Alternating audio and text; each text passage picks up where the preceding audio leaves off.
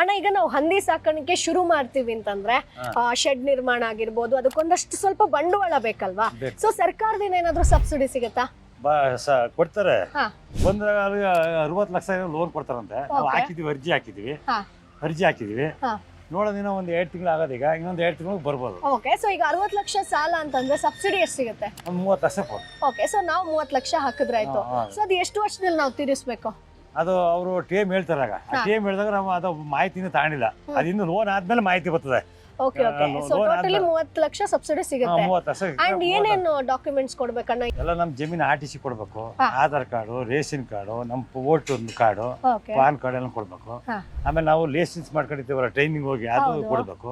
Okay, ಅವ್ರು ಬಂದು ನೋಡ್ತಾರಾ ನೀವು ಹೆಂಗ್ ಮಾಡಿದಿರಾ? GPS ಮಾಡ್ತಾರೆ, ಜಾಗ ಬಂದು ಅವ್ರ ಸ್ಪಾಟ್ ನಮ್ದು RTC ಇರ್ತದಲ್ಲ, GPS ಮಾಡ್ತಾರೆ. 1 ಎಕರೆ ಮೇಲೆ ಇರ್ಬೇಕು ಜಮೀನು ಅಲ್ಲಿ ಆ ಮಾಡೋ ಜಾಗದಲ್ಲಿ. ಜಾಸ್ತಿ ಜಮೀನು ಎಷ್ಟ ಜಮೀನು ಕೇಳ್ತಾರೆ, 4 ಎಕರೆ ಗಂಟವ. ಇನ್ನು ನಾವು ಮಾಡೋ ಜಾಗದಲ್ಲಿ 1 ಎಕರೆ ಇರ್ಬೇಕು. ಓಕೆ, ಅದು ನೋಡ್ಕೋತಾರೆ. ಆಮೇಲೆ ಎಷ್ಟು ದಿನ ಬೇಕು ನಮ್ಗೆ ಒಂದು ಲೋನ್ ಸ್ಯಾಂಕ್ಷನ್ ಆಗ್ಬೇಕು ಅಂತ? ನೋಡ್ಬೇಕು, ಒಂದು 5-6 ತಿಂಗಳು ಆಗ್ಬೋದು. ಈಗ ಒಂದು 2 ತಿಂಗಳು 3 ತಿಂಗಳು ಆಗಿದೆ ಹಾಕಿ, ಇನ್ನೊಂದು 2 ತಿಂಗಳು ಬರ್ತದೆ. ಓಕೆ, ಸೊ ಈ ಶೆಡ್ ಬಿಟ್ಟು ನೀವು ನಿಮ್ದು ಇನ್ನೊಂದ್ ಕಡೆ ಶೆಡ್ ರೆಡಿ ಮಾಡ್ತೀರಾ ಅಂತಂದ್ರೆ ಅಲ್ಲಿ ಎಷ್ಟು ಜಾಗ ಇದೆ? ಅಲ್ಲಿ 1 ಎಕರೆ 3 ಗುಂಟೆ ಇದೆ. ಓಕೆ, ಅಲ್ಲಿ ಎಷ್ಟು ಅಗಲದಲ್ಲಿ ಮಾಡ್ಬೇಕು ಅಂತಿದ್ರೆ ಎಷ್ಟು ಹಂದಿನ ಇಡ್ಬೇಕು? ಅಲ್ಲೊಂದು 500 ಗಂಟೆ ಮಾಡ್ಬೇಕು. 500 ಸಾಕಾಣಿಕೆ, 500 ಹಂದಿ ಸಾಕಾಣಿಕೆ ಇದು.